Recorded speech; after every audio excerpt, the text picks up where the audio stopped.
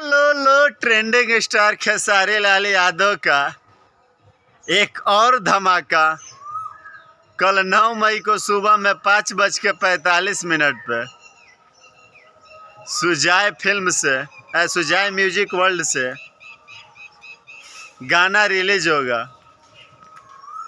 जिस गाने का बोल है आप लोग यहाँ पे देख सकते हैं, सड़िया ए बलम। जिस गाने को लिखा है कृष्णा बेदर्दी ने और म्यूजिक से सजाया है स्वयं कृष्णा बेदर्दी ने। इसमें खेसारी लाल यादव के साथ डांसर के रूप में भोजपुरी दुनिया की सबसे खूबसूरत एक्ट्रेस कोमल सिंह इसमें खेसारी का साथ दे रही है।